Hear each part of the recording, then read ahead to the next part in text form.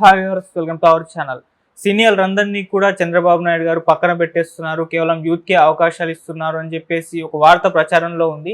మొన్న జరిగిన అసెంబ్లీ ఎలక్షన్స్లో కూడా యూత్కే ఎక్కువగా అవకాశాలు ఇచ్చారు. ఇప్పుడు నామినేటెడ్ పోస్టుల్లో కూడా ఏకంగా 90% యూత్ని తీసుకోబోతున్నారు అని చెప్పేసి కూడా వార్తలు వస్తున్నాయి. మరి ఇక సీనియర్లు సర్దేసుకోవాల్సిందేనా అని చెప్పేసి ఒక వాళ్ళకే డౌట్ క్రియేట్ అయింది. ఆల్రెడీ చంద్రబాబు నాయుడు గారు కూడా వాళ్ళకు కూడా ఇన్ఫార్మ్ చేసినట్టుగా అయితే తెలుస్తుంది. మరి ఇప్పుడు దీన్ని ఏ విధంగా చూడొచ్చు అంటారు? సో ఇప్పుడు ఇదే అంశం మీద డిస్కస్ చేయడానికి ప్రజెంట్ మనతో పాటు జగదేవ్ గారు సీనియర్ జర్నలిస్ట్ వారితో ఒకసారి మాట్లాడదాం. సో నమస్కారం సార్. సార్, ఇక టీడీపీ నుంచి సీనియర్లు అందరూ కూడా సర్దేసుకోవాల్సిందే, యూత్కే ఎక్కువగా అవకాశాలు ఇస్తున్నారు చంద్రబాబు నాయుడు గారు. అసెంబ్లీ ఎలక్షన్స్లో అదే జరిగింది, నామినేటెడ్ పోస్టుల్లో కూడా అదే జరగబోతుంది. 90% యూత్కే అవకాశాలు ఇవ్వాలన్నట్టుగా ఆయన కూడా ఆలోచన చేస్తున్నట్టు తెలుస్తుంది. మరి సీనియర్ల పరిస్థితి ఏంటి, మీరేం చెప్తారు సార్ దీనిపైన?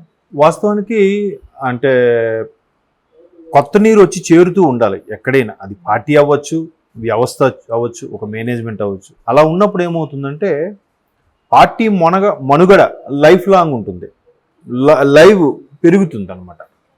సో ఎందుకనంటే ఇప్పుడు ముఖ్యమంత్రిగా ఈయన ఉన్నారు, ఉప ముఖ్యమంత్రిగా పవన్ కళ్యాణ్. రాజకీయాలుగా పరంగా చూస్తే పవన్ కళ్యాణ్ గారి వయసు 50 ఏళ్ళు దాటినా యువనేత లెక్కే, అంటే కొంచెం యువకుల లెక్కే రాజకీయాల్లో చూస్తే. ఇప్పుడు రాహుల్ గాంధీ కూడా యువనేత అని అంటారుగా, రాహుల్ గాంధీ ఆయన చిన్నవాళ్ళేం కాదుగా, ఆయన కూడా 50sలో ఉన్నారు ఆయన. సో అట్లాగా ఇక్కడ కొంచెం ఆ భావజాలం ఏదైతే ఉందో, లేదంటే ఆలోచన విధానం కోసము, లేదంటే కొత్త పాత కలయికతో బాగా వెళ్తుందనే ఉద్దేశంతో అట్లా ప్రయత్నిస్తారు.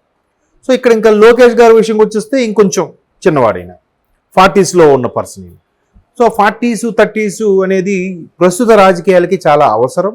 అలా అవసరమైనప్పుడు ప్రజల్లోకి బాగా దూసుకెళ్ళగలుగుతారు, ఓపికగా తిరగగలుగుతారు, ఏదైనా నిర్ణయాలు తీసుకోవాలన్నా త్వరితగతిని తీసుకోగలుగుతారు.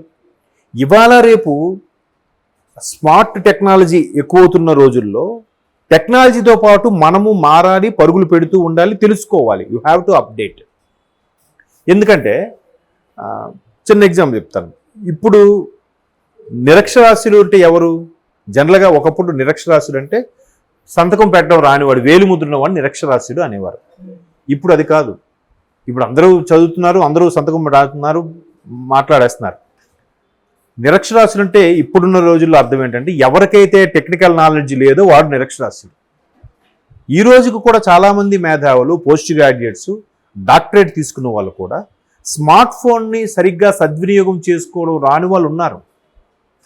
సో అటువంటి వాళ్ళని నిరక్షరాస్యులను అనకూడదేమో, బట్ ప్రస్తుత కాలం ప్రకారం మారుతూ ఉండాలిగా. ఇప్పుడు మొన్న గత ప్రభుత్వంలో టీచర్స్ని చాలా ఇబ్బంది పెట్టింది ప్రభుత్వం, ఎస్పెషల్లీ ఆయన ఎవరు, ప్రవీణ్ ప్రకాష్ గారు ఉన్నారు. ఆయన ఎందుకు ఇబ్బంది పెట్టాడు నిజమే, మరి కాస్త ఇబ్బంది ఎందుకు ఫీల్ అయ్యారంటే, ఒకటి పదవీ కాలం పెంచేశారు, 62 ఏళ్ళకి చేసేశారు, 65 కాస్త 60 ఏళ్ళకే. కొంతమందికి ఓపిక ఉండదు, కొంతమందికి 50 ఏళ్ళ తర్వాత ఆరోగ్యం సరిగ్గా సహకరించిపోవడం, ఇవన్నీ ఉంటాయి. ఇంకా 62 ఏళ్ళు అంటే ఇంకా ఏం చేయగలుగుతారు? దృష్టి ఆనదు, మతి మరుపు కొంచెం తగ్గుతుంటుంది. తర్వాత ఇలాంటి స్మార్ట్ ఫోన్ వ్యవహారాల్లో ఏవైతే వాళ్ళు అప్లోడ్ చేయాలి, యాప్లో పెట్టాలి, మీకు స్క్రీన్ షాట్ షేర్ చేయాలి, ఇలాంటి వాళ్ళకి తెలియదుగా. స్మార్ట్ ఫోను బాగా అభివృద్ధిలోకి వచ్చింది లాస్ట్ 10-12 ఇయర్స్ నుంచే. అంతకుముందు వచ్చింది ఫోన్, కానీ స్మార్ట్ ఫోన్ రావడం లాస్ట్ 10-12 ఇయర్స్ నుంచే కదా. ఆ 10 ఇయర్స్ నుంచి కూడా వాళ్ళు అప్పటికి అప్గ్రేడ్ అవ్వలేదు, తెలుసుకోలేదు. సో అటువంటి వాళ్ళు ఇబ్బంది పడిపోయారు చాలా.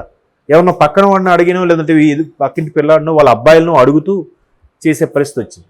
సో అట్లాంటి జనరేషన్ ఏదైతే ఇప్పుడు రాజకీయాల్లో కూడా ఉన్నారో, వాళ్ళు పార్టీల వరకే పరిమితంగా ఉండి ప్రజల్లోకి వెళ్ళేవి, ప్రజలకు ఉపయోగపడేవి, లేదా పార్టీని అంతర్జాతీయ ఖ్యాతి లెవెల్లో కానీ, లేదంటే నేషనల్ లెవెల్లో కొన్ని రకాల కార్యక్రమాలకు కానీ ఉపయోగపడే విధంగా ఉపయోగించుకోలేని పరిస్థితిలో ఉన్నారు.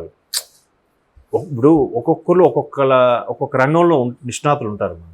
సో అన్నీ అవసరమే, కానీ పార్టీని నలువిధాలా వ్యాపింపు చేయాలి, లేదా పార్టీని డెవలప్ చేయాలి, లేదా రాష్ట్రాన్ని డెవలప్ చేయడానికి అవసరమైన నిధుల్ని గ్యాదర్ చేయాలి అంటే మంచి యువకులే ఉండాలిగా. యువకులు ఉండాలి, అది కూడా దాని గురించి కొంత అవగాహన నాలెడ్జ్ వచ్చి ఉండాలి. ఇప్పుడు లోకేష్ గారికి దాన్ని ఏమంటారు, ఐటీకి సంబంధించిన శాఖ ఎందుకు ఇచ్చారంటే, సరే ఈయన విదేశాల్లో చదువుకున్నాడు, ఈయన కూడా జాబ్ చేసే ఉన్నాడు, దాని సాధక బాధలు ఏదో కొంత అవగాహన ఉంటుందిగా. లేదా యూత్తో ఇంటరాక్టివ్ ఎక్కువగా అవుతుంటాడు మెయిల్స్ ద్వారా కానీ సోషల్ మీడియాలో ఉండే ఇన్స్టాలు ఫేస్బుక్లు వాటి ద్వారా కానీ అయినప్పుడు ఇవి ఇలా ఉన్నాయి అని చెప్పినప్పుడు సదరు కంపెనీ పెట్టడానికి వచ్చినాడు వాడు ఏదో ప్రాజెక్ట్ గురించి ఎక్స్ప్లెయిన్ చేస్తే వీటి గురించి అవగాహన లేనప్పుడు ఆ సీనియర్ నాయకులకి ఒకవేళ ఐటీ మంత్రి ఇచ్చారు అనుకోండి, వాళ్ళు ఏం మాట్లాడతారు, ఏం కన్వే చేయగలుగుతారు? భాష కూడా ప్రాబ్లమే కదా. ఒకప్పుడు అంటే పక్కన ట్రాన్స్లేటరో లేదంటే పిఏలో వాళ్ళు ఉండేవాళ్ళు ఏదో నడిచేది. ఇప్పుడు అలా కాదు కదా, పోటీ ప్రపంచం అయిపోయింది. పోటీ ప్రపంచంలో వాళ్ళే మాట్లాడితే వాడు ఇంప్రెస్ అయ్యేది వేరే ఉంటుంది. వీడు వాడికి చెప్పి వాడు వీడికి మాట్లాడి కన్విన్స్ చేసే పరిస్థితులు లేవు. అందుకు అటువంటి సందర్భాల్లో యువతకైతే ఎక్కువ కేటాయిస్తే బాగుంటుందనే ఆలోచన ఉంది. ఆల్మోస్ట్ ఆల్ చంద్రబాబు నాయుడు గారు ఎన్నికల ముందే ఒక రకమైన సంకేతాలు ఇచ్చారు. ఎలా అంటే కుటుంబం నుంచి ఒకరినే ఇస్తాము మ్యాక్సిమం అంటే అక్కడే కొంతమంది సర్దుకోండి అని. వెంటనే ఒక విమర్శ వచ్చేసింది. మరి ఈ కుటుంబంలో కూడా ఈయన ఉన్నాడు, వీళ్ళ తనయుడు లోకేష్ గారు ఉన్నారు, ఇలా ఇస్తారు. అలాగే ఎర్రంనాయుడు గారి ఫ్యామిలీ, ఎర్రంనాయుడు గారు తమ్ముడు అచ్చెన్నాయుడు గారు ఉన్నారు, కొడుకు రామ్మోహన్ నాయుడు గారు ఎంపీగా ఉన్నారు, ఒకే కుటుంబం నుంచి ఎలా ఇస్తారు? ఇలాంటి విమర్శలు వచ్చాయి. కొన్ని కాంటుబట్టు అక్కడ వాళ్ళకు ఉండే ప్రజాదరణ ఏంటి, వాళ్ళు గతంలో పార్టీకి చేసిన సేవలేంటి, వాళ్ళు ఏ స్థాయిలో పార్టీ కోసం పనిచేశారు, ఎన్ని హర్డిల్స్ ఫేస్ చేశారు, ఇవన్నీ ప్రామాణికలోకి వస్తాయి. మరీ సీనియర్స్కి ఏం చేశారు, ఎన్నికల ముందే మీకు ఏదో నామినేట్ పోస్ట్ ఇస్తాం, లేదా పలానా చైర్మన్కి ఇస్తాం, పలానా కోఆపరేటివ్ బ్యాంక్ దీనికి ఇస్తాం, అది ఇస్తాం, లేదా టీటీడీది ఇస్తాం అని చెప్పారు. అప్పటికి కొంతమంది లేదు ఈసారి మంచి గాలి వీస్తుంది కాబట్టి మనం ఎమ్మెల్యే అయితే ఎంపీ అయిపోవచ్చు అని, ఎమ్మెల్యే అయితే మినిస్టర్ అయిపోవచ్చు అన్న తలంపుతో కొంతమంది పట్టుబట్టి ఎమ్మెల్యేగా తీసుకున్నారు. సరే అని కొంతమందికి ఇవ్వడం జరిగింది, వాళ్ళు గెలిచారు. బట్ వాళ్ళు అందుకే మంత్రి పదవి ఇవ్వలే, ముందు చెప్పి చూశారు. సో అటువంటి వాళ్ళని ఇంకేదైతే గతంలో లాగా కొన్ని మోమాటాలకు పోయి ఎవరికి ఇబ్బంది పెట్టారో అలాగే ఇబ్బంది లేకుండా ముందు 83లో ఎన్టీఆర్ గారు ప్రభుత్వం వచ్చినప్పుడు ఏదైతే యువ రక్తం ఎక్కువగా, అప్పటికి బాబు గారు లాంటి వ్యక్తులందరూ కూడా యంగ్ జనరేషన్ ఉన్న వాళ్ళందరూ మంత్రులుగా ఎవరైతే ఉన్నారో అటువంటి వాళ్ళకి ఇప్పుడు మళ్ళీ ఆ స్థాయిలో టీడీపీని పరుగులు పెట్టించాల ఉద్దేశంతో బాబు గారు ముందుగానే చూచాయిగా సంకేతాలు ఇవ్వడం అయితే జరిగింది. ఇప్పుడు కూడా నామినేటెడ్ పోస్టులకి వాళ్ళకే ఇచ్చే అవకాశం ఉంది. దాంట్లో ఆలోచనలో భాగంగానే ఢిల్లీ వ్యవహారాలకు సంబంధించి గతంలో పార్లమెంట్లో మన గొంతుకు వినిపించిన రామ్మోహన్ నాయుడు గారు కానీ గల్లా జయదేవ్ కానీ వీళ్ళిద్దరూ బాగా వినిపించారు కాబట్టి రామ్మోహన్ నాయుడు గారు ఆల్రెడీ సెంట్రల్ మినిస్టర్, ఆయనకున్న బాధ్యతలు ఆయనకున్నాయి. గల్లా జయదేవ్ గారికి రాజకీయాలకు వద్దు అనుకున్నారు కానీ మరలా కూటమి ప్రభుత్వం వచ్చిన నేపథ్యంలో ఢిల్లీలో చక్రం తిప్పాలన్నా ఏదైనా చేయాలన్నా ఒక ఇండస్ట్రియలిస్ట్గా, ఒక మాజీ ఎంపీగా ఆయనకి ఆ సత్తా ఉంది కాబట్టి ఆ రాష్ట్ర వ్యవహారాలకు సంబంధించి ఢిల్లీ వ్యవహారాలన్నీ కూడా ఆయనకి అప్పచెప్పాలని ఒక ప్రపోజల్ కూడా ఉందంట.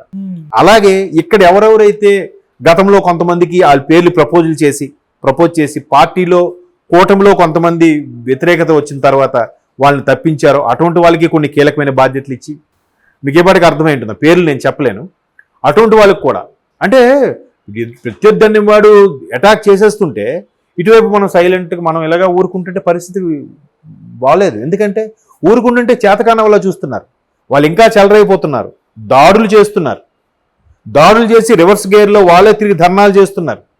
సో అటాక్ ఇవ్వాలి, అటాక్ ఇచ్చేలాగా మన వాళ్ళు కొంతమంది ఉండాలి, దానికోసం సెపరేట్గా పనిచేసే వాళ్ళు ఉండాలనే ఉద్దేశంలో కొంతమంది యువతని ఈసారి నామినేటెడ్ పోస్టులకి పర్టికులర్గా చూసారు, పార్టీ వ్యవహారాల in charge, party social wing in charge, పార్టీకి ఛానల్స్కి వెళ్ళి మాట్లాడే వాళ్ళు ఉంటారు, అటువంటి పోస్టులు వీటన్నిటిని కూడా తీసుకున్న ప్రపోజల్లో చేస్తుంది. కాబట్టి మ్యాక్సిమం యువతకే ఇస్తారనుకుంటున్నాను. సీనియర్స్కి ఓన్లీ పార్టీకి సంబంధించిన బాధ్యతలు కొన్ని ఉంటాయి.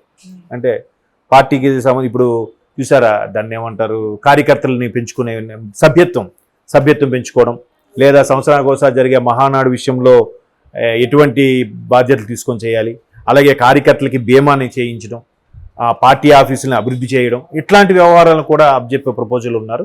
సో ఒక విధంగా ఇది మంచిదే. పాత వాళ్ళ అనుభవాలు కొత్త వాళ్ళ యొక్క ఆలోచన రెండు మిక్స్ అయితేనే పార్టీ ఇంకా బాగా పరుగులు పెడుతుంది. మంచి ఆలోచన అది.